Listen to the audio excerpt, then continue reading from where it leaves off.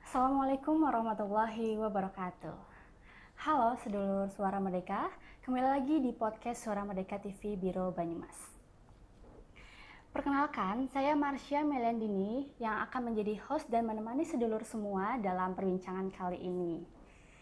Pada episode kali ini kita akan membahas topik yang sangat penting bagi generasi muda, yaitu peran duta genre dalam membangun remaja Banyumas yang berkualitas. Nanti kita akan ngobrol lebih dalam mengenai apa itu genre, bagaimana peran mereka sebagai duta, dan bagaimana program ini bisa membantu remaja Banyumas merencanakan masa depan yang lebih baik meliputi dari pendidikan, karir, hingga kehidupan berkeluarga. Dan tentunya hari ini saya tidak sendiri, sudah hadir dua tamu istimewa yang merupakan duta genre Banyumas. Yang pertama ada Kak Sultan Raffi Muzaki, juara 1 Duta Genre Putra, yang saat ini duduk di kelas 11 SMA Negeri 2 Purwokerto. Halo Kak Sultan. Yang selanjutnya ada Kak Ega Hastadewi, juara 1 Genre Putri Banyumas, yang saat ini duduk di kelas 11 SMA Negeri 1 Banyumas ya Kak. Halo Kak Ega. Halo Kak. Biasanya kalian dipanggilnya apa nih? Kak Ega, Kak Sultan? Sultan aja. Ega, oke. Ngomongnya hari ini kabarnya gimana nih? Sehat, baik? Alhamdulillah sehat luar biasa Kak. Salam kenal ya Kak.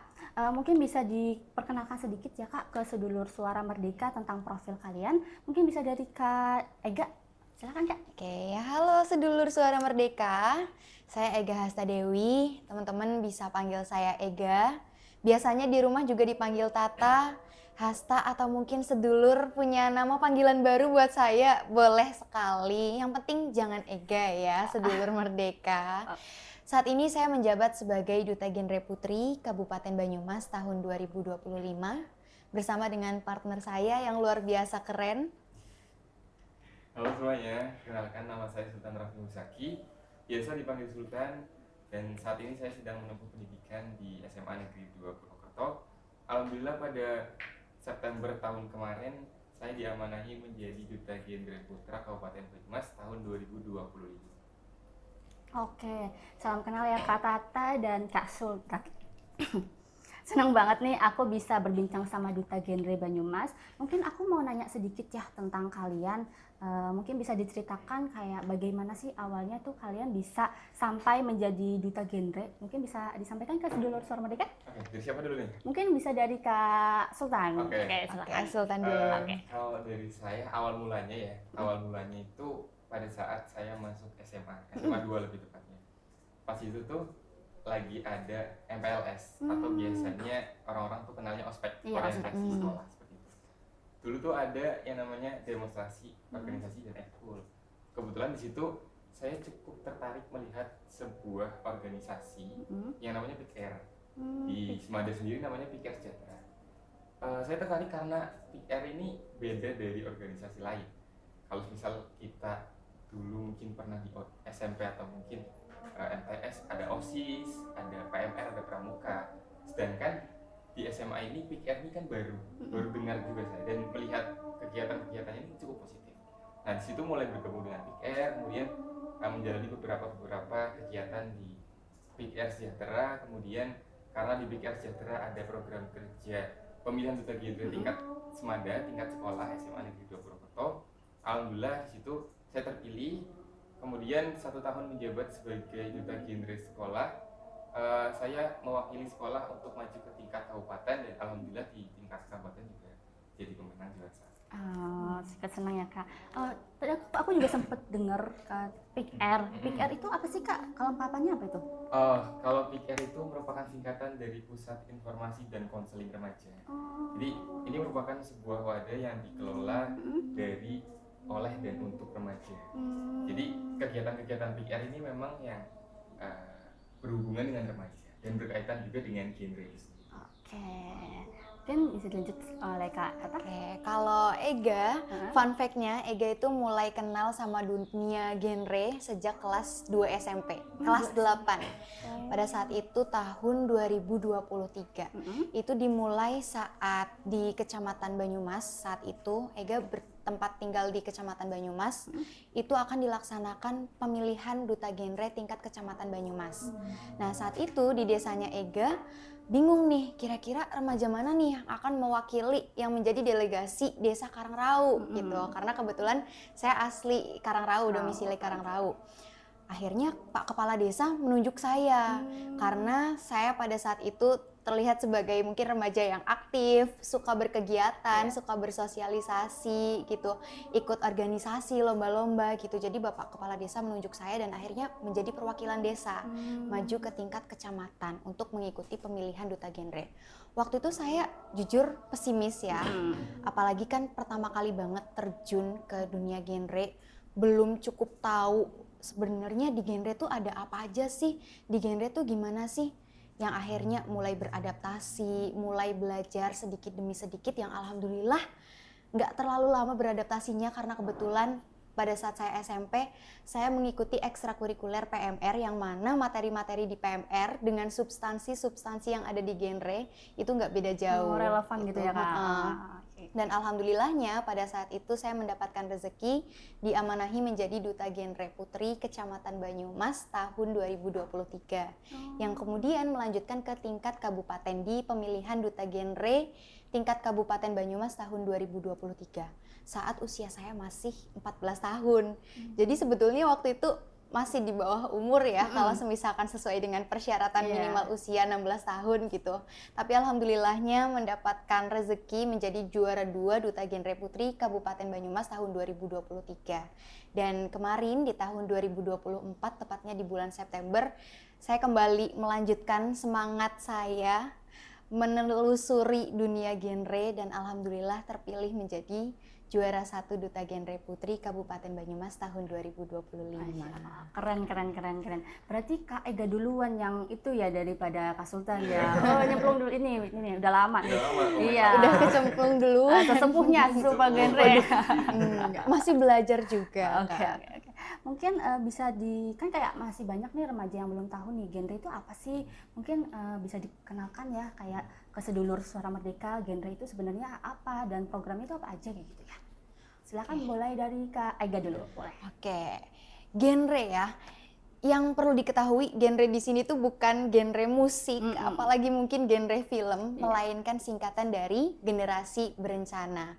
Ini merupakan program yang dicanangkan oleh Kementerian Kependudukan dan Pembangunan Keluarga atau Kemendukbangga yang mungkin dulu kita kenal dengan BKKBN ya, Kak. Nah, ini adalah program yang ditujukan untuk remaja, jadi dari, oleh, dan untuk remaja gitu. Yang tujuannya tidak lain tidak bukan ialah untuk mempersiapkan kehidupan berkeluarga bagi remaja. Seperti itu Kak. Kalau boleh saya bilang ya, menurut saya genre ini ibaratnya kayak kompas gitu Kak buat remaja. Seseorang kan mungkin kalau misalkan mau bepergian gitu, tanpa kompas pun mungkin bisa berjalan jauh ribuan mil seperti itu, tapi belum tentu kita tahu arahnya tuh mau kemana gitu. Kita nggak tahu sebenarnya tujuan yang tepatnya tuh mau kemana sih. Nah, dengan adanya genre ini, tujuannya ialah untuk memberikan arahan, ibaratnya seperti kompas bagi remaja untuk mencapai tujuan yang semestinya, tujuan yang tepat. Ibaratkan kalau kita berlayar gitu, sebenarnya kita tuh mau berlabuh di pelabuhan mana sih selanjutnya, ada badai apa di depan yang harus kita hadapi, seperti itu Kak. Dan di genre ini ada cukup banyak sekali substansi ya. Kalau dulu ada 8 substansi, sekarang ada 4 Kak. Yang pertama mengenai Bangga Kencana, yakni pembangunan keluarga, kependudukan, dan keluarga berencana. Kemudian ada juga pembahasan mengenai kesehatan reproduksi remaja, ada juga life skill atau keterampilan hidup, dan yang tadi saya sebutkan yakni penyiapan kehidupan berkeluarga bagi remaja. Mungkin ada tambahan dari Kak Sultan? Oke, kalau tambahan dari aku tadi, dari Ega jujur udah sangat lengkap ya. Iya, Cuma sangat sedikit lengkap. menambahkan aja Boleh. program genre. Kalau di genre ini kita belajar untuk yang namanya menghindari teriak KRL. Jadi di genre itu ada yang namanya teriak KRL. Dan di genre juga ada salam-salamannya nih Kak. Kalau misalkan anak-anak genre biasanya salam genre, itu dari salam genre ini ada filosofinya. Iya, apa itu? Jadi kita harus tahu teriak KRL itu adalah 3 ancaman dasar kesehatan reproduksi remaja. Dan dari simbol ini sebenarnya ada filosofinya, ada artinya, ada maknanya. Kalau misalkan kita lihat ada 0 di sini, ini artinya menzirokan atau mengenolkan atau mentiadakan. Nah, ketiga ini itu tadi triad KRR, 3 ancaman dasar kesehatan reproduksi remaja. Di antaranya pernikahan dini, penyalahgunaan nafsa, dan juga HIV/AIDS. Jadi di genre memang kita belajar untuk selain merencanakan kehidupan kita di masa depan, kita juga menghindari kenakalan-kenakalan remaja yang sedang marak terjadi belakangan. Berarti ini bukan sekedar oke ya, Bukan tapi sekedar ada oke. filosofinya. Ada Filosofinya. Oke. Terus kalau boleh tahu, tadi kan udah dijelaskan ya, berarti genre ini di bawah lembaganya siapa ya Kak? Kalau boleh tahu bisa dijelaskan kepada sedulur Suara Merdeka? Oke, jadi program genre ini di bawah naungan kementerian, namanya Kementerian Kependudukan dan Pembangunan Keluarga atau Kemendubuangka, atau biasanya dulu itu namanya BKBN, Badan Kependudukan dan Keluarga Berencana Nasional, yang memang kementerian atau badan ini berfokus kepada keluarga dan pengembangan sumber daya manusia seperti itu.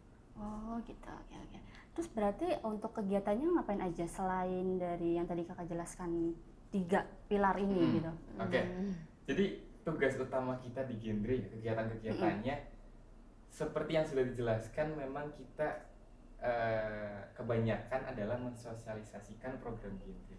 Gimana caranya kita anak-anak genre istilahnya menyuarakan atau menyebarkan virus-virus genre kepada remaja-remaja di daerah masing-masing. Dan genre itu bukan cuma ada di Banyumas, ada di seluruh Indonesia, ada di seluruh daerah. Dari Sabang sampai Merauke itu ada yang namanya forum genre, ada yang namanya duta genre. Jadi memang kegiatan kita nggak lain dan nggak bukan itu berpacu kepada substansi genre, berpacu kepada triad KRR, yang memang kita di sini ingin membersamai para remaja agar bisa menyiapkan kehidupan yang lebih terencana. Oke. Jadi sekalian sering sosialisasi dan segala macam itu kegiatannya kalian, ada nggak sih kira-kira cerita yang paling berkesan bagi kalian itu ada nggak? Ada ya pastinya ya. Kayaknya Ada, banyak Nah, Kak. oke. Boleh mungkin dari Kak Ega? Kalau dari Ega ya, yang paling berkesan adalah bisa bertemu dengan banyaknya remaja di Kabupaten Banyumas yang tentunya luar biasa Kak. Dan itu nggak cuma di pusat kota aja, karena mungkin selama ini kan yang kita sering lihat remaja di Kabupaten Banyumas yang terlihat yang muncul mungkin yang ada di daerah Purwokerto aja, atau mungkin Sokaraja Banyumas gitu mentok-mentok. Tapi kita mungkin jarang melihat bagaimana sih keadaan remaja yang ada di daerah-daerah yang mungkin jauh dari pusat perkotaan. Kayak kemarin terakhir itu kita melaksanakan kegiatan bakti sosial di Panti Asuhan Al Maun, Desa Kelapa Gading, Kecamatan Wangun Kak. Dan jujur di situ kami sangat mempunyai kesan yang luar biasa ke teman-teman remaja di sana, karena wah mereka semangatnya, kreativitasnya. Apalagi kemarin kita laksanakan di bulan puasa, tapi mereka masih punya semangat yang luar biasa. Apalagi di sesi praktiknya Kak. Kemarin kita kan juga ada praktik membuat clay. Nah, di situ juga tujuannya untuk mengasah kreativitas atau life skill-nya teman-teman, keterampilannya teman-teman. Dan di situ mereka bikin lucu-lucu banget Kak. Ada yang bentuk hewan, bahkan ada yang benar-benar pure, itu adalah imajinasi mereka yang kita baru lihat bentuk itu tapi ih kok lucu ya, ih kok keren ya. Dan dari situlah kita belajar bahwa ternyata di kehidupan remaja ini dengan imajinasinya mereka yang sangat liar, mereka bisa mengeksplorasi apapun itu, mereka juga memiliki mimpi yang luar biasa dan memang itu sudah harus disiapkan sedari sekarang. Oke, mungkin ada tambahan dari Kak Sultan? Kalau dari saya mungkin ya pengalaman selain ketemu dengan remaja-remaja di Kabupaten Banyumas yang tentunya bukan dari perkotaan saja. Pas itu kami pernah ke Pantai Jetis. Oh, Pantai Jetis. Itu Ngapain kami tuh? melakukan sosialisasi kepada PR Desa Nusa Mangir. Jadi kita di situ sebetulnya belajar tapi sambil main juga gitu. Jadi nggak pure belajar yang kayak bikin hantu, bosenin, boring atau ya. boring. Tapi kita di situ juga main-main, seru-seruan bareng. Jadi kita tuh bisa deket ke remajanya juga, dan juga informasi yang kita sampaikan tuh jadi lebih bisa masuk gitu ke mereka. Gitu. Oke.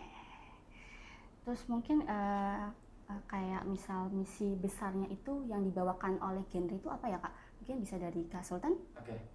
Kalau misinya menurut saya sendiri ya, karena kita kan duta genre Kabupaten Banyumas, di mana kita juga sebagai role modelnya juga remaja yang ada di Banyumas, sebagai representasi remaja yang ada di Kabupaten Banyumas, dan juga kita memiliki keinginan atau tujuan yang besar untuk menjadi agen perubahan.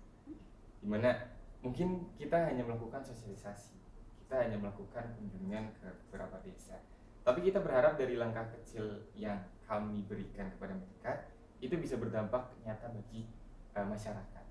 Dan kami percaya bahwasanya perubahan itu nggak harus dimulai melalui langkah yang besar, tapi melalui perbuatan-perbuatan kecil, langkah-langkah yang sederhana. Melalui duta genre ini juga, ini merupakan misi kita sih. Jadi kita ingin menjadi agen perubahan yang tentu bisa bermakna, bisa membuat bangsa dan negara ini lebih maju, seperti itu. Oke. Kan kalian sudah sering nih kayak berkunjung dari yang kota sampai ke yang terpencil kayak gitu kan. Mungkin kalian banyak ketemu sama masyarakat atau teman-teman, itu masalah terbesar yang dihadapi remaja saat ini tuh apa ya Kak? Mungkin bisa dari Kak Ega? Oke, masalah remaja saat ini ada banyak sekali ya Kak, apalagi dengan adanya digitalisasi, ada teknologi media sosial, internet, apalagi hantu gepeng alias handphone itu.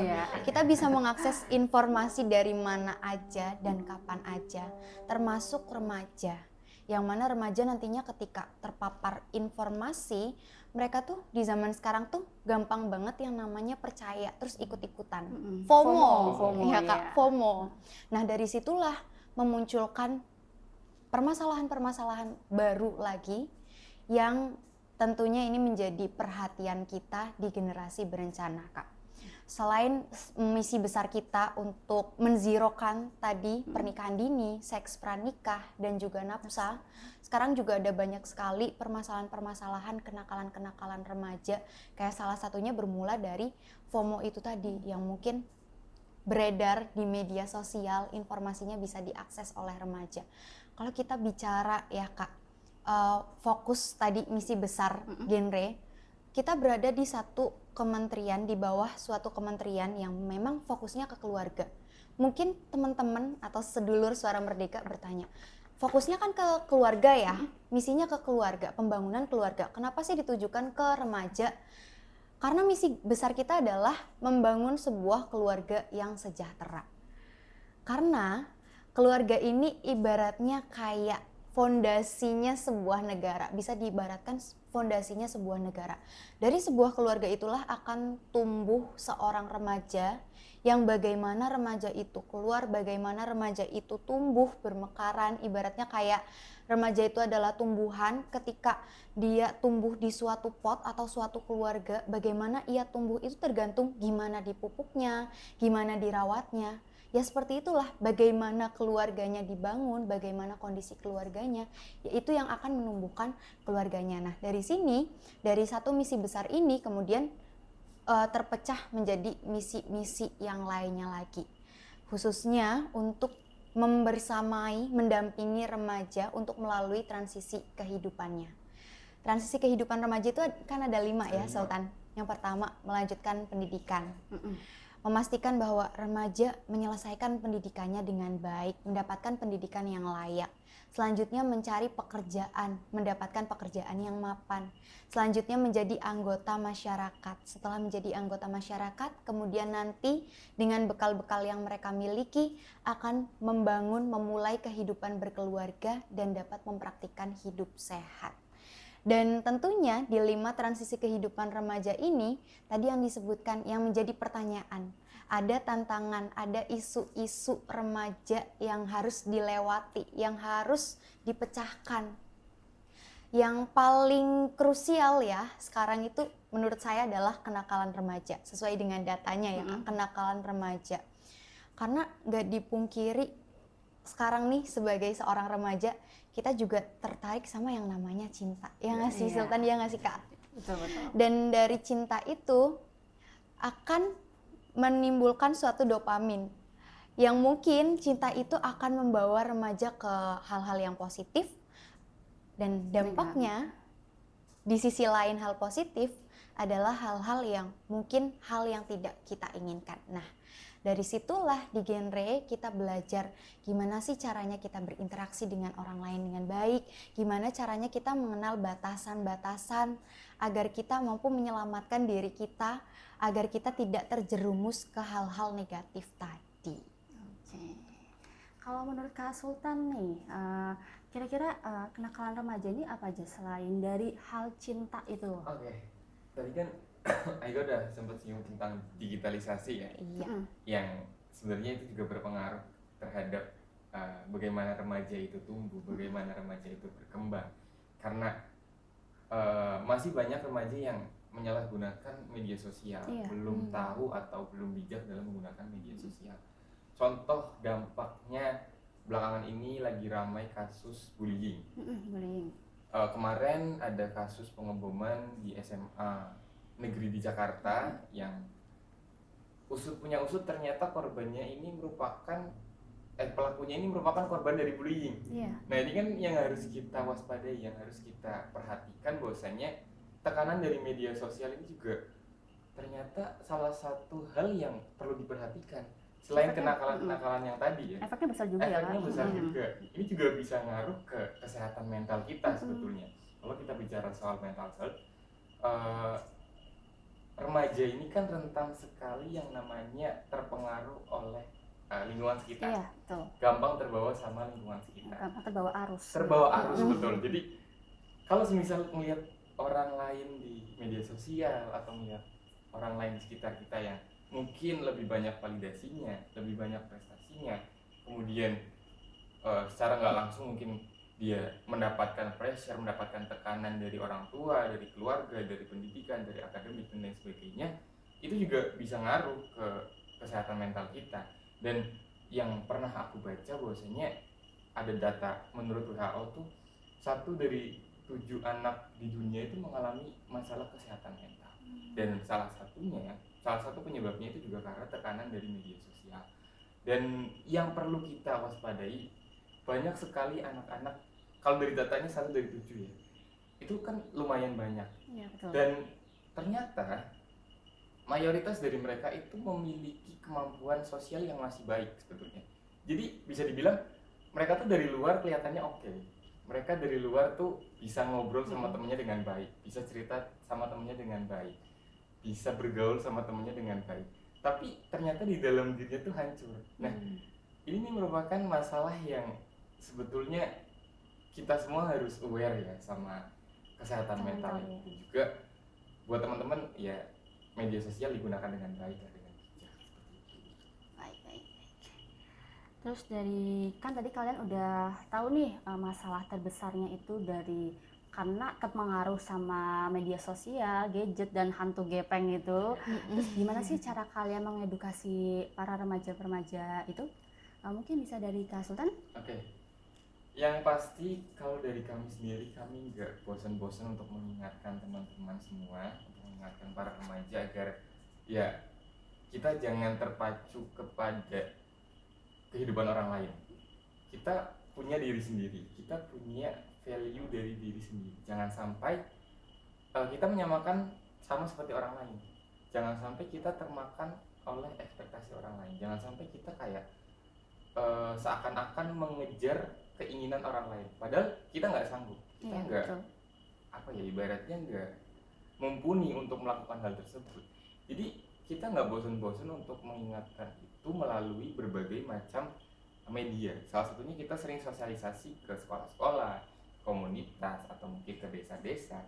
Ya tujuannya karena kita nggak pengen, atau kita ibaratnya pengen remaja-remaja itu dapat tumbuh dan berkembang secara nyaman dan aman, dan bisa mencapai tegar remaja, mewujudkan remaja yang sehat, cerdas, dan ceria gitu. Jadi kalau dari saya sendiri sih ya kami nggak bosan-bosan untuk mengingatkan kalian, untuk mengingatkan para remaja untuk kita aware sama diri kita sendiri lah, kita peduli sama diri kita sendiri melalui berbagai macam cara, baik itu sosialisasi, media sosial, dan mungkin melalui podcast ini juga harapannya bisa mengingatkan para remaja semua.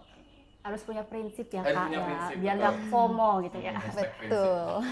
Mungkin menurut dari Kak Ega gimana nih Kak? Oke, kalau dari Ega ya, Mm-mm. melihat memang banyak sekali permasalahan-permasalahan yang dihadapi remaja sekarang sebagai duta genre, selain kita membantu mereka untuk keluar dari lingkaran itu, kita juga pahami betul latar belakang dari permasalahan itu tuh apa. Mm-mm. Kita punya strategi pendekatan ke remaja Kak. Salah satunya dengan cara itu tadi, mengenali apa sih kira-kira yang mendasari mereka melakukan hal ini, mempelajari apa sih latar belakangnya, kok bisa dia terpengaruh dengan hal ini. Nah dari situlah kemudian kita bisa tahu polanya, kenapa si remaja ini melakukan hal tersebut gitu. Misalnya remaja kena yang sederhana ya, anemia deh. Iya. Biasanya kan permasalahan remaja, khususnya remaja putri tuh karena males minum tablet tambah darah. Terus keseringan makan junk food. Iya, Itu pedes-pedes. pedas-pedas. Gak mau makan sayur. Mm-mm. Karena apa katanya sayur tuh gak enak, gini. Nah itu kan termasuk latar belakang atau hal yang mendasari sebuah permasalahan yang muncul di kalangan para remaja gitu kan. Nah dari situlah kita kemudian melakukan atau mengatur satu strategi gimana sih caranya biar remaja tuh bisa menghindari ini, gimana sih caranya biar remaja tuh bisa keluar dari zona ini gitu. Kalau dari Ega sendiri yang pasti harus melakukan hal itu dulu. Ibaratnya sebelum kita ngomong ke orang lain, sebelum kita nyuruh orang lain menghindari itu, kita juga harus ngehindarin itu dulu gitu. Jangan sampai kita ngomong ke orang lain, kamu harus rajin minum tablet tambah darah, kamu tuh harus gini-gini, kamu kalau pacaran jangan gini-gini, tapi kita melakukan itu. Karena nanti ibaratnya kayak ora digugu kali ya Kak, bahasanya orang Banyumas tuh ora digugu. Iya, jarkoni juga nggak sih? Iya, kan? tayang ngajar orang tayang ngelakoni Iya. gitu. Nah, dari situlah nantinya ketika remaja melihat kita sebagai role model yang baik, itu akan membawa pengaruh positif bagi mereka. Apalagi remaja zaman sekarang tuh nggak mau yang namanya aturan ketat gitu. Iya nggak sih Kak? Iya, betul. Mereka tuh nggak mau dikekang, mereka nggak mau dipaksa-paksa, diatur harus gini. Mereka tuh biasanya akan gerak berdasarkan keuntungan apa yang akan mereka dapatkan. Terus mereka akan menghindari sesuatu ketika mereka tahu kerugian apa yang akan mereka dapatkan atau seberapa besar kerugian yang akan mereka dapatkan ketika mereka melakukan sesuatu. Nah dari situlah ini juga bisa menjadi strategi kita ketika kita sosialisasi dan pendekatan ke remaja, kita kasih tahu gini dan itu akan kembali ke remaja itu sendiri seperti itu. Tadi juga udah sempet singgung nih kayak mungkin kita nggak boleh yang namanya ngasih tahu tapi kita nggak melakukan gitu kan ya. Mungkin bagi kalian nih seberapa penting sih kayak peran remaja untuk saling mengedukasi teman sebayanya itu seberapa penting bagi kalian? Mungkin bisa dari Kak Ega? Oke, kalau menurut saya ini sangat penting, apalagi remaja zaman sekarang ya, itu lebih suka cerita ke temennya dibandingkan ke orang tuanya. Ini juga betul. Ada datanya ya Kak. Iya. Dan dari sinilah ketika remaja ada di dalam sebuah lingkup pertemanan, itu mereka secara tidak langsung lama-kelamaan akan mengikuti lingkup itu. Ibaratnya kayak pergaulan seorang remaja itu akan mencerminkan identitas seorang remaja itu. Dan dari sinilah kita tahu kalau peran teman sebaya itu sangat amat penting dalam mengingatkan sebayanya.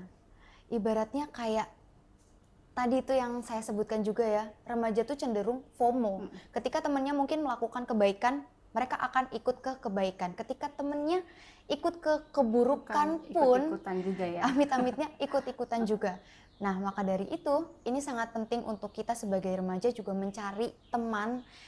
Kita nggak pilih-pilih teman, ibaratnya nggak diskriminasi, tapi kita memilah-milah teman, mana yang baik, mana yang bisa membawakan hal-hal positif untuk aku, mana yang bisa mengingatkan aku tentang kebaikan. Baik. Menurut dari Kak Sultan ini gimana nih Kak? Menurut aku sangat penting ya peran teman sebaya dalam edukasi terhadap remaja. Karena ya kita kan makhluk sosial, kita tentu Saling membutuhkan. Kemana-mana aja kita ketemu orang, ke sekolah ketemu orang, kemudian kita mau beli makan ada orang lagi, belajar ketemu orang lagi dan lain sebagainya. Tentunya peran teman sebaya ini sangat mempengaruhi berbagai macam aspek dalam diri kita, terutama kehidupan remaja, di mana teman sebaya ini ternyata memiliki dampak yang cukup bikin orang tuh kayak terpengaruh sama mereka, apalagi misalkan teman sebayanya teman dekat, atau mungkin kayak ada salah satu teman yang dijadikan role model, atau wah satu teman nih ibaratnya dia baik, dia dermawan, dia bijak, jadi kayak Ngefans dipandang banget gitu dia, ya. jadi kayak oh ini wajah-wajah muka pertemanan yang baik, jadi kita harus ibaratnya menghadap ke dia gitu lah. Nah ini tuh ternyata sangat berdampak gitu ya dalam berbagai aspek, contohnya dalam pola pikir. Biasanya kalau misalkan kita berteman dengan teman-teman sebaya memiliki pola pikir yang luas, pola pikir yang lebar, pola pikir yang kritis, itu juga bisa mempengaruhi kita tentunya dalam kehidupan kita sehari-hari. Gimana caranya kita berkomunikasi dengan mereka, itu juga mempengaruhi bagaimana kita bisa memiliki kemampuan untuk bersosial dan berbagai macam aspek yang sebetulnya kita nggak sadar, tapi ternyata itu ada dampak nyatanya ketika kita punya teman, ketika kita punya role model di dalam pertemanan kita yang membantu kita untuk menjadi pribadi yang lebih baik, seperti itu. Jadi jawabannya teman sebaya ini sangat penting dalam hal mengedukasi teman-teman sebaya lainnya, karena kalau misalnya kita bicara soal edukasi kan nggak melulu soal belajar, nggak melulu soal teori, tapi ada berbagai macam aspek yang termasuk ke dalam edukasi itu sendiri. Oke, berarti penting banget ya Sangat penting. buat itu teman sebayanya saling mengingatkan gitu ya. Oke, kalau misalnya kalian melihat remaja-remaja nih di Banyumas, kira-kira tuh mereka punya potensi apa ya Kak, yang bisa mereka punya itu seperti apa Kak? Mungkin bisa dari Kak Sultan? Oke. Eh, dari beberapa perjalanan kita ya, selama kita ke Purwokerto, kemudian kemarin sempat ke Wangon, ke Pantai Jetis, Yes. Desa Nusa Mangir, Kota Yasa, segala macam. Kami melihat sebuah kesamaan antara remaja satu di Kota, daerah satu kota dan satu daerah yang lain lainnya. gitu ya. Mereka tuh sebetulnya sama-sama mempunyai keinginan yang kuat untuk menjadi diri yang lebih baik, dan itu ternyata dibuktikan melalui bukti atau aksi nyata mereka. Ternyata mereka adalah pribadi-pribadi yang aktif, pribadi-pribadi yang sebetulnya mereka punya keinginan yang tinggi, keinginan yang kayak ya pengen jadi orang sukses, atau pengen jadi dokter, pengen jadi pilot, yang sebetulnya kalau kita lihat ini juga merupakan potensi buat mereka, karena nggak semua di daerah baik kota maupun kabupaten itu mempunyai rasa percaya diri atau rasa keinginan untuk melanjutkan pendidikan, mempunyai cita-cita, itu nggak banyak. Dan kita bersyukur di Banyumas ini rata-rata remajanya mempunyai potensi yang mereka tuh sadar tentang kehidupan di masa depan. Jadi kalau dibilang punya potensi, sangat amat punya potensi. Buktinya mereka mempunyai keinginan dan usaha yang nyata, seperti itu. Oke, kalau menurut dari Kak Ega sendiri gimana? Betul ya tadi kata Kak Sultan, memang potensi remaja di Banyumas ini menurut saya luar biasa Kak. Dan ini dibuktikan dengan prestasi-prestasi yang diraih oleh remaja-remaja yang ada di Banyumas. Kalau kita lihat ya Kak, sekarang itu di Banyumas kan ada banyak banget kelompok-kelompok remaja, forum-forum juga ya. Komunitas-komunitas kayak forum OSIS Banyumas, salah satunya juga forum genre, kemudian forum anak, ada juga sanggar tari, kemudian klub-klub olahraga gitu, yang itu diikuti oleh remaja-remaja Banyumas, dan di situ mereka memiliki ketertarikan untuk mengasah potensi yang mereka miliki sehingga mereka mencapai prestasi-prestasi yang bahkan sampai ke kancah provinsi bahkan nasional Kak. Dan ini menjadi perhatian kita bahwasanya remaja Banyumas ini memiliki potensi yang luar biasa. Mereka mempunyai mimpi yang harus kita usahakan bersama-sama, yang harus dipersiapkan mulai dari sekarang. Dan itu bukan cuma remaja-remaja yang dalam tanda kutip normal saja, tapi saya pernah mengunjungi beberapa sekolah luar biasa, yang memang di situ ada anak berkebutuhan khusus dan memang ternyata mereka juga sangat amat berprestasi gitu loh. Bahkan salah satu dari mereka ada yang sampai mendapatkan juara satu di tingkat nasional Wih. maupun internasional. Itu kan juga Keren membuktikan banget ya. bahwasanya Iya, loh, betul. gak cuma remaja yang kayak kita yang normal aja, tapi Yang kebutuhan khusus remaja juga, yang iya. malah punya kelebihan itu justru malah dia bisa lebih berprestasi loh ketimbang kita yang remaja normal bisa kehidupan sehari-hari gitu. Jadi Betul. sangat mempunyai potensi yang luas banget sebetulnya.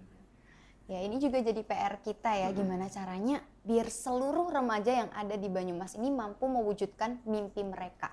Dan salah satunya yang sudah dibuktikan oleh pernyataan Sultan tadi ya, ada di salah satu sekolah yang luar biasa, di mana mereka menyediakan fasilitas untuk remaja-remaja yang memang memiliki kelebihan khusus. Dan ini menjadi bukti nyata bahwa Banyumas sudah termasuk daerah yang inklusif untuk remaja-remaja yang memiliki kelebihan.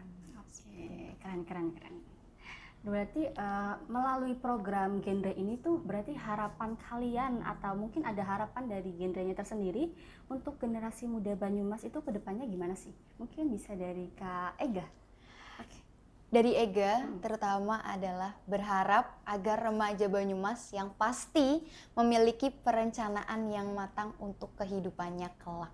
Karena apa? Mungkin kalau kita berbicara soal mimpi ya, soal cita-cita, kedepannya kita mau seperti apa. Kita memang dihadapkan dengan realita, nggak cuma mimpi aja gitu. Kalau kita membayangkan, oh nanti aku besar mau jadi presiden, aku mau jadi direktur, aku mau jadi CEO, CEO yang menyamar gitu. Ini memang mungkin kalau di mimpi kita, oh iya kita bisa bermimpi seperti itu. Tapi kalau kita dihadapkan dengan realita yang ada, apa yang harus kita tempuh? Oh kalau aku pengen jadi direktur, aku belajarnya harus kayak gini. Aku harus menempuh pendidikan ke tingkat yang lebih tinggi, ke jenjang berikutnya. Aku harus punya potensi segini, bekalku harus dipersiapkan segini. Nah itu jadi bukti bahwa masa depan kita itu bukan cuma mimpi, tapi juga termasuk rencana kita dan langkah kita hari ini. Jadi harapan saya untuk teman-teman remaja Banyumas ya, sedulur suara merdeka, mampu merencanakan kehidupannya dengan matang dan yuk mulai berani melangkah. Karena sekecil apapun langkah kita hari ini akan sangat berpengaruh terhadap apa yang akan terjadi dengan kehidupan kita di masa depan. Perjalanan ribuan mil pun dimulai dari satu langkah kecil.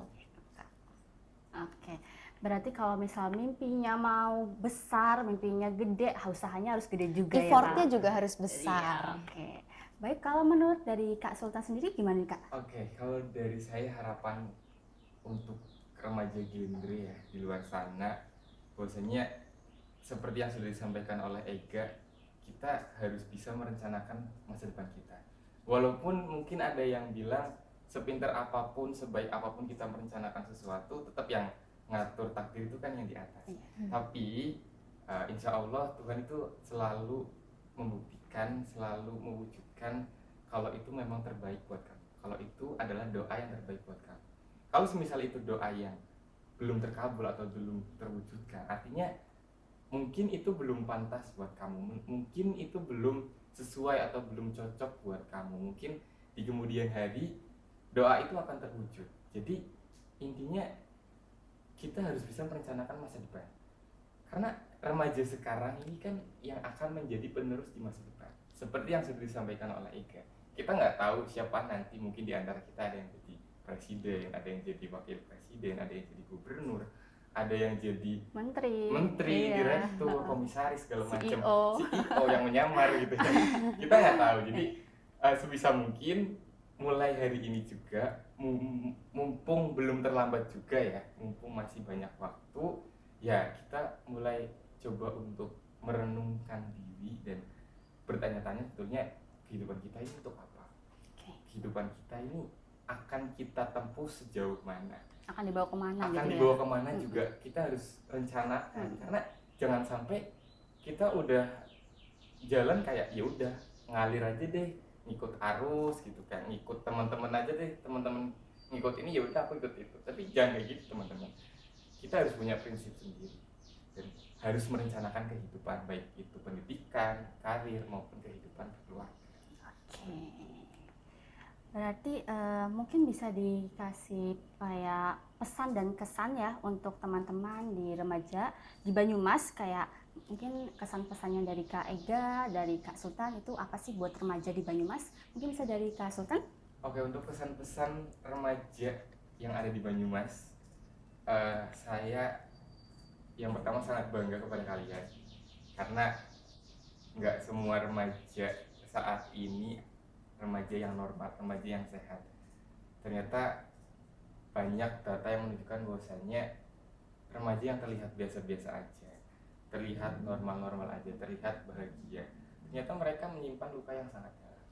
Ada masalah kesehatan mental, kesehatan reproduksi dan lain sebagainya yang kalianlah yang harus tahu tentang diri kalian sendiri. Kalianlah yang bisa menjaga itu dengan baik, dengan sebagaimana mestinya kalian bertindak. Jadi sebisa mungkin kalian harus aware terhadap diri kalian sendiri, dan juga jangan lupa untuk melupakan teman-teman kalian, karena ya itu tadi, manusia kan makhluk sosial, artinya kita membutuhkan orang lain dan orang lain juga membutuhkan kita.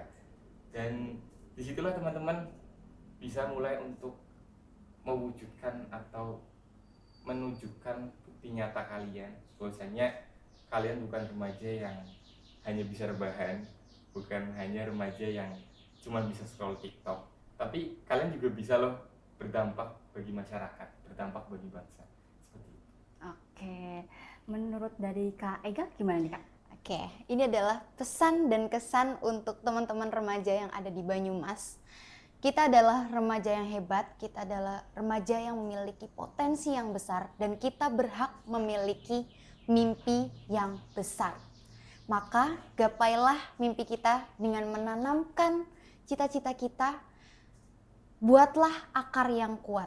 Karena sebuah pohon yang menjulang tinggi, memiliki daun yang lebat dan kokoh, itu juga berasal dari akar yang kuat. Jadi untuk teman-teman remaja Banyumas, yuk mulai ditanamkan sedari sekarang apa cita-cita kalian, apa mimpi kalian, sebesar apapun itu kalian pasti mampu jika kalian mau menggapainya, jika kalian mau berusaha. Ditanam akar yang kuat agar nantinya cita-cita kalian juga akan menjulang tinggi bagaikan pohon beringin yang tumbuh setinggi langit. Gitu ya Kak. Dan jangan pernah takut untuk bermimpi, jangan pernah merasa terlambat untuk melangkah, karena sekali lagi perjalanan ribuan mil pun dimulai dari satu langkah kecil kalian. Jadi begitu ya sedulur, kalau misalnya maunya mimpi yang besar, usahanya juga harus besar. Jangan takut ya Kak, jangan pesimis ya Kak. Oke, nggak terasa nih ya Kak, obrolan kita sudah sampai di penghujung acara. Terima kasih banyak ya untuk Kak Ega dan Kak Sultan yang sudah meluangkan waktunya. Terima kasih juga udah berbagi cerita serta pengalaman. Semoga dari perbincangan ini kita lebih bisa mengenal apa itu genre, memahami isu-isu yang bisa dihadapi remaja saat ini, dan tentunya kita sebagai peran bisa juga memberikan dampak, dan semoga remaja-remaja juga bisa menjadi generasi yang lebih cerdas, sehat, dan berencana. Untuk teman-teman yang mendengarkan, terima kasih sudah mendengarkan episode pada kali ini.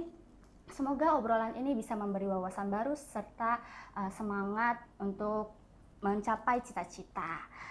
Dan saya sebagai host pamit undur diri. Terima kasih sudah mendengarkan. Sampai jumpa di episode selanjutnya dengan obrolan yang tidak kalah menarik. Dan sampai jumpa. See you.